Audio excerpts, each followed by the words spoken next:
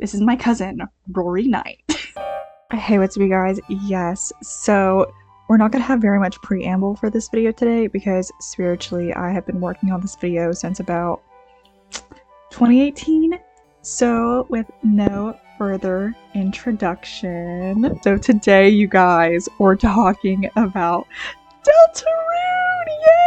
Yay! When I say that all of this and more has been living in my head since about 2018, I'm not lying at all, and potentially it's been in there even longer. So what is this PowerPoint about? Well, it's about Deltarune, and this is the things you need to know about Deltarune, like before going into this PowerPoint. So Deltarune isn't a sequel to Undertale, but it's the game that you play after it. You don't have to play Undertale, but you're gonna be missing everything in a bag of chips if you haven't. Like I said, we're not talking about Undertale. We don't have time. The game, much like every single thing in my life that I like, it's not complete. But chapter 5 is coming out this year. Yay, yay, yay. I'm so excited. There's also a lot to explain. So that's what this PowerPoint's about. Okay, so what is this actually about? Okay, so this is the essentials of what you need to know before we dive into like the main stuff, as in like the plot. Kris is the player character, they're the main character, probably my second favorite character. Susie, Ralsei, and Noelle are the party members. They like go on adventures with Kris. And Noelle, I say sometimes because she's only in your party in chapters 2 and 4. The Roaring Knight, or as I call them, the Roaring Fraud, is the main antagonist. We don't know that much about them, but we know that they're the evil-ass fountain maker. In the overworld, aka like where Kris, Susie, and Noelle live, is called Hometown. It's, you know, it's just a town. Guys, I can't really explain what a dark world is, even though I am like obsessed with this game, because I know mentally what it is, but if I like try to describe it to you, it's gonna sound crazy and weird and not make any sense. We're gonna talk more about them later, but basically what you need to know is that they're a fantasy-ish place where the main plot takes place, where like they go on adventures and stuff like that. That's what I mean when I say that like Kris, Ralsei, and Susie go on adventures. They go on adventures in the dark world. And also, Ralsei is from a dark world. Interesting. So the plots, and notice how I say plots plural because there's about 3 that you need to take track of. So the main plot / plot A / the prophecy. I say the prophecy because, you know, we're gonna talk about it. So you, as Kris and Susie, discover a dark world within their school, and you learn about the prophecy from Ralsei. Basically, Ralsei is like, oh, this person called the Knight, they're gonna like come up in here and they're gonna make all these fountains and they're gonna put the world into darkness. Dark fountains are what create dark worlds. Dark worlds sort of, kind of, somewhat spawn from how objects transform in the dark. Like, for example, take this fan. In the dark, you can't really like make out like what each individual part of it is. So it could like potentially look like something else in the dark. So that's kind of like what, you know, dark worlds are made of. We'll talk more about it later. This person called the Knight, they're like trying to make all these evil-ass dark fountains and put the world into darkness. Susie, Ralsei, and Kris are supposed to like stop that from happening and seal all the fountains and banish the angels' heaven. Don't ask me what that means, I don't know. Then the game is divided up into chapters. Each chapter has a different dark world in it. The first chapter is an unused classroom in their school. Chapter 2 is a computer lab. Chapter 3 is Kris's house. Chapter 4 is the church. And chapter 5 is probably gonna be Kris's dad's flower shop. And then most issues are solved with the power of friendship, and I mean that quite literally. In chapter 1, you guys get defeated by the king, and then the prince named Lancer, he comes in and is like, ha ha ha, dad, you're getting defeated because I have friends. And then that repeats basically in chapter 2 and 3. Like in chapter 4, like Kris's soul literally like lights up because they're all like defending each other, and you know, it's very sweet, very cute. Did I tear up a little bit? Anyway, next slide. Lot B. Ooh, this is why I love Kris. What if I put myself right here? Kris would hate that. The thing about Kris is that we are not Kris and Kris is not us. We are actually possessing Kris's body and piloting them like a neat puppet. Kris knows that they're being controlled by us, and as you can see in this gif down here, that they literally like take us out of their body. Huh? That's crazy. This gif down here was actually terrifying back in the day, back in 2018. And they're like trying to stop us from doing stuff. Why are you trying to stop us from doing these like certain things? Well, it's because Kris is working with the Knight. Kris is part of the evil ass found maker group chat. They are working with this fraud. Oh my god. And then back in chapter 2, at the very end of chapter 2, Kris creates a dark fountain. And then everyone was like, oh my god, it's Kris the Knight. Oh my god, Kris is the Knight. Kris is not the Knight, by the way. But they are working with them. We don't know how. We don't know why. My theory is that like the Knight has something to do with like the soul shenanigans. In chapter 4, they like take us out of their body again, and the first thing they do is drink chocolate milk and play piano. Like, I could cry. Oh my god, they're really good at piano and we suck at piano. I feel really bad for Kris, guys. I do. And then plot C, the weird row. Oh my gosh. So you know how like I said in chapter 2, Noelle joins your party and you think, oh my gosh, a new party member, that's so cool and awesome. She murders people. Actually, you murder people. As the soul inside of Kris's body, you force Noelle to like listen to Kris, and Kris tells Noelle to kill people. She actually kills one of your classmates. Yeah. She has the power to murder people through this object called the thorn ring.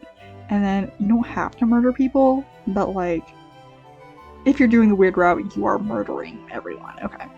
She kills every enemy in the Dark World, including one of her and Kris's classmates, because you told her to do. At the very end of chapter 2, Kris like takes us out of their body and they go sneak off and like slash some tires, but it turns out in the weird route, they also go to Noelle's house and they're like, hey, remember how I told you to kill people? That was actually a dream and that didn't happen. It's so fine, ha ha ha. And then they take back the ring from Noelle, which in reality is actually like a thorn.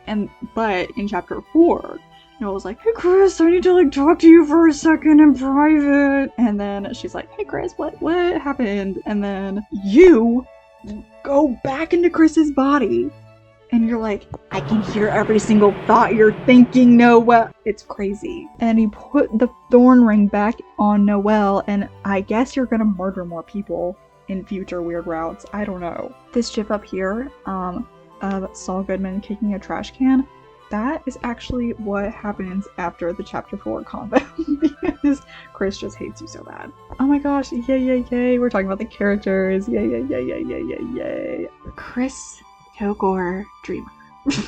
Hi Kris, how are you doing? Sorry that I'm possessing you, I didn't mean to. So Kris Dremurr, they're the only human in all of Hometown. They're the adopted child of Toriel and Asgore.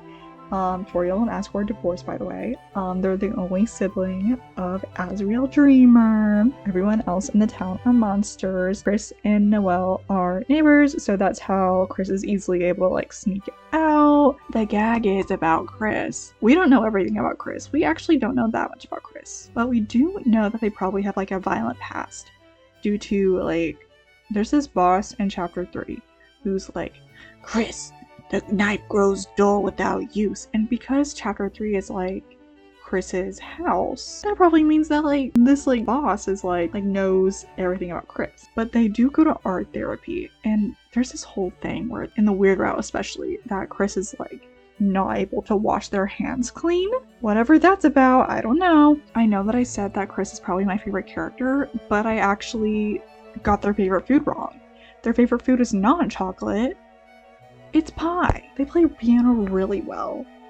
And it makes me really sad that we suck at piano. Kris is non-binary, and they use they/them pronouns, allegedly. They have a crush on Susie, which is crazy, because Susie has a crush on Noelle. So Susie is presumably the girl I forgot to mention this, but at the very top it says like the human, the girl, the prince from the dark, or ralsei in the second, because that's what their titles are in the prophecy. She might not be the girl. Noelle might be the girl. I think it's Susie. I still think it's Susie. Susie is actually a school bully. That's the first interaction that Susie and Kris have in the game. Susie's literally like, I'm gonna bite your face off, but I'm not going to. I wouldn't want your mom to have to bury her child. Whatever that means. But guys, she comes around in chapter 1.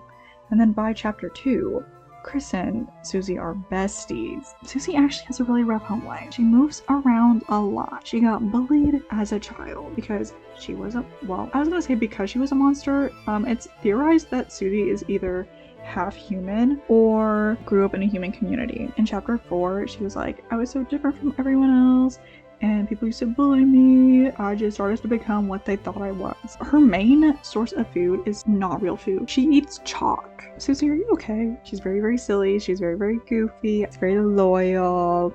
And her favorite food is chalk, presumably. I don't know. Ralsei like made this entire fridge full of food for her. And it was full of like not food. She refused to equip bows, which I love for her. The only bow she will equip is a bow tie, and she says that it's for nerds. And she has a crush on Noelle. Kris, I'm so sorry. So in the prophecy, Ralsei is the prince from the dark. As far as we can tell, he like only exists in dark worlds. We don't know if he has a light world form, but like the thing is that Ralsei is a very obvious parallel to Asriel, because Ralsei looks exactly like Asriel. Like everyone who has seen both Ralsei and Asriel, except for Kris, is like, they look familiar. Like I know that Ralsei and Asriel are not supposed to be one-to-one, but there's something up there. I just don't know what. Anyway, he's very lonely. He says in chapter 1 that he's been alone in the dark world for so long. And Susie and Kris are the only first friends he's had. And if he's the prince, where's the king? Is it Gaster? I don't know. He doesn't think he's worthy or loved because he's a darkener. He's like, guys, forget about me. It's very Eren in like the last little bit of Attack on Titan. I want you guys to forget about me and I want you guys to move on. But yeah, and it's like really sad. But you know, eventually he's like, yeah, we're chill. Yeah, I love my friends and I love having friends, and yeah. He's very into sarcasm. He's also very bad at it. He's a very skilled baker, but he's never eaten cake. Guys, allegedly, he has a crush on Kris.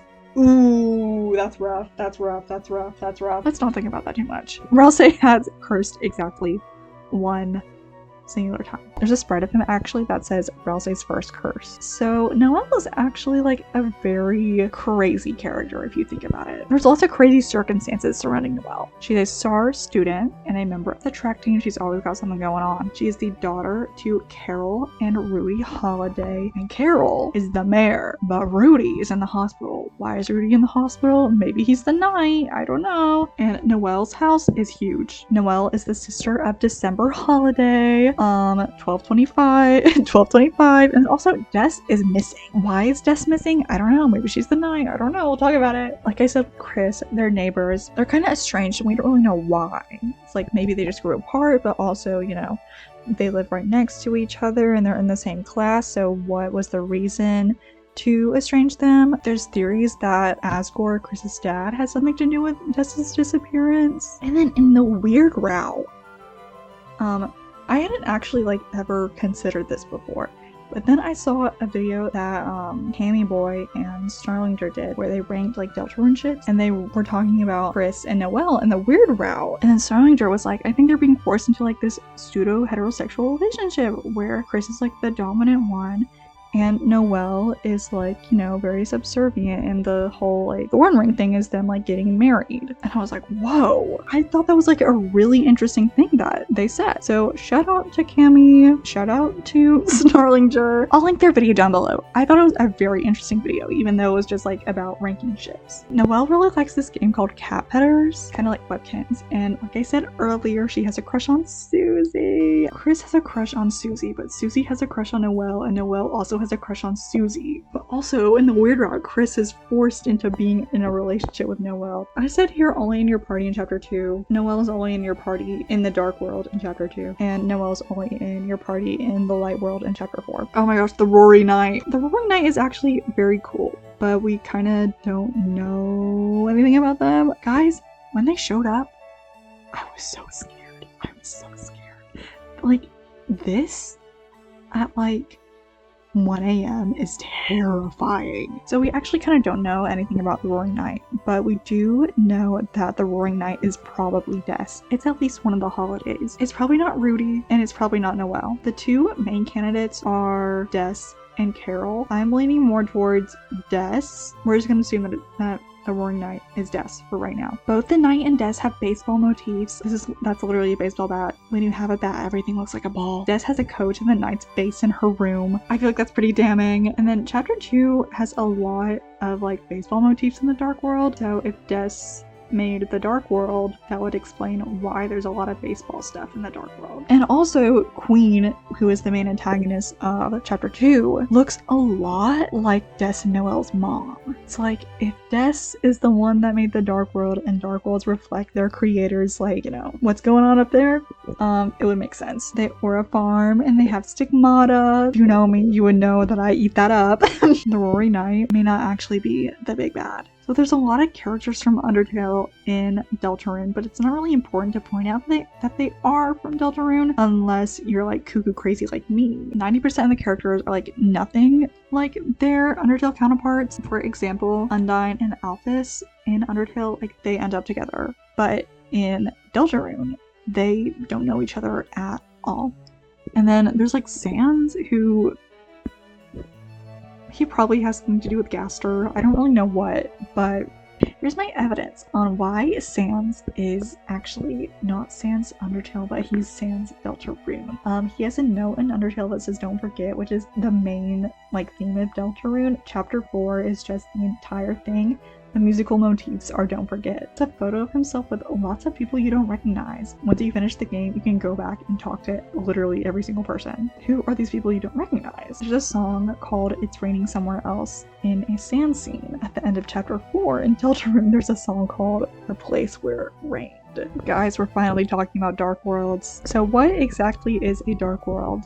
Dark worlds kind of confuse me, but this is like my best understanding of what they are. I'm just gonna read it off the slide. Dark worlds are alternate realities / fantasy worlds that exist because of the creation of dark fountains. Dark fountains are created by stabbing in the ground with determination and with the intent to create a fountain. Characters other than the Knight can create fountains too. Fountains envelop the surrounding area in darkness, distorting the objects and thus bringing them to life. For example, the character Queen is actually a laptop. I really hope that explained it because I'm not going to be able to explain it any better. So yeah. Guys, I'm going to be so honest, I really don't care about Card Kingdom. I think it's because it's like a throwback, kind of like akin to Undertale, and there's not much like new stuff going on. It spawned from an empty classroom at Kris and Susie's school. There were characters based on cards, chess pieces, puzzles, school supplies, dust bunnies, and a plushed cat. And the notable darkness in this chapter are Lancer, Rules, the original Star Walker, and Jevil, who is the secret boss. I hate Jevil so bad. When I tell you it took me one real life week to defeat Jevil, I'm not exaggerating. I'm not joking. Anyway, the villain's king, and I kind of like don't care about this chapter at all. Chapter 2, Cyberworld, was spawned from the computer lab in Hometown's library, or rather library. Partners from this dark world are based on computers, emails, pop-ups, plugs, and computer programs. Notable characters are Spamton, Birdly, and Task Manager. If you know anything about Deltarune, you probably know exactly who Spamton is. Main villain's Queen. Queen is my favorite character. I do not care what anyone has to say. I love Queen. She's so funny. And then this is also the chapter where you can kill people. So chapter 3 is TV world. Kris like created a dark world at the end of chapter 2, and then you wake up in the dark world when you open up chapter 3. It's Kris's house, but it's mainly the living room, and there are characters based on the TV channels, the sink, dust bunnies, a plug, TV remotes, the night/shadows. Hey, so that's literally wrong. There are no darkeners based on shadows. The shadow guys are based off of the gingerbread like cutout silhouette things in Kris's windows. Notable darkeners in this chapter are El Nino, La Nina, Mike, the Roaring Knight, and Eram. The Roaring Knight's not a darkener, but you know. And we kind of don't 100% know who Mike is, because like Mike may be these 3 guys, but Mike also might be image_friend. The main villain is Tenna. You have probably seen Tenna and Spamton being shipped together. I just think Tenna's really silly. I think he's really silly. He's not my favorite character in the whole wide world, but I love the fact that he's 3D. I thought that was so cool. This chapter is super long, and it's also super crazy. Chapter 3, not my favorite, but I respect it. In chapter 4, I had never felt more vindicated in my entire life when Gerson showed up in chapter 4. Because from the jump, when Deltarune was announced, my first thought was how Gerson in Undertale talks about the Deltarune, and just seeing him in the game, oh my god, it felt so amazing. Chapter 4 is the Dark Sanctuary, and it's spawned from the church. Technically, it's 3 different dark worlds because the Knight makes 2 and Susie makes 1, but it's all in the church. There are characters based on books, incense, holy water, communion cups, Halloween decorations, bells, the organ, and thuribles. If you're like Catholic, it's the thing where they like swing the thing and then smoke comes out. Notable characters are Gerson, Jackenstein, and the Titan. The Titans are basically formed whenever you try to open a dark fountain in a dark world, and then it's like pure darkness. Hands down, it's the best chapter. It has the best music. Also, I'm really biased when it comes to the music because it has the Don't Forget motif everywhere. Gerson's fight is just like one big reference to Undyne and Undertale, which I think is so cool. The first half of the chapter takes place in Noelle's house. You know, Kris has like separated the soul from their body, and you just kind of like fly around as the soul. My music recommendations are every single song, but I have made a handy dandy playlist for like the important songs, and you should probably listen to them in that order. I'll link it down below. And then my actual song recommendations from each chapter are Susie, Rude Buster versus Susie, You Can Always Come Home, and The World Revolving. Chapter 2, Girl Next Door, that's like Noelle's theme. Welcome to the City, Acid Tunnel of Love, Big Shot, and Before the Story. Chapter 3, Rooter Buster, Vapor Buster, Welcome to the Green Room, Burning Eyes, and Black Knight. And Chapter 4, From Now On, Castle Funk, Dark Sanctuary, Second Sanctuary, Third Sanctuary, Even Higher, and Hammer of Justice. I'm gonna try to read this as fast as I can. Okay, yeah, so I think that's it. Personally, I think Des is the Knight, but Carol's involved somehow. I think the player might be the angel from the prophecy, even though Noelle has a lot of angel associations. I didn't get into the Spamton sweepstakes from 2022, and I don't care to either, TBH. There's a theory that Kris is gonna lose one of their arms. I think the Chapter 6 Dark World is gonna spill out into the town, but my reasoning is kind of complicated. What else? I don't know, man. Susie's probably gonna die or something. That's it for real. Please come to my office hours if you have any questions, comments, or concerns. And then that's like actually it. If you have stayed this long, I'm actually really appreciative because I've been trying to like get this out of my system for like 8 years now. I was gonna say that this is like mostly like surface level stuff, but I've been in it for so long that I don't really know what is and is not surface level anymore. In my opinion, most of this is like surface level stuff. I didn't really even talk about the secret bosses all that much. I could have talked a lot more about like Gaster and Azriel. Like I said, the Spamton sweepstakes, that's like its whole other beast. I was kind of inspired to make this video and my sourcey video by this YouTube channel, Mr. Brick & Co., who make Deltarune videos in this kind of like PowerPoint presentation format. Mr. Brick & Co., I've decided to plagiarize you. I'm really sorry. But yeah, thank you so much for watching. Please like, subscribe, comment. Guys, I really don't know if I'm eligible for hype yet. If I am, please do that as well. Thank you so much for watching. I will see you in the next one. Bye! Ooh, voice crack.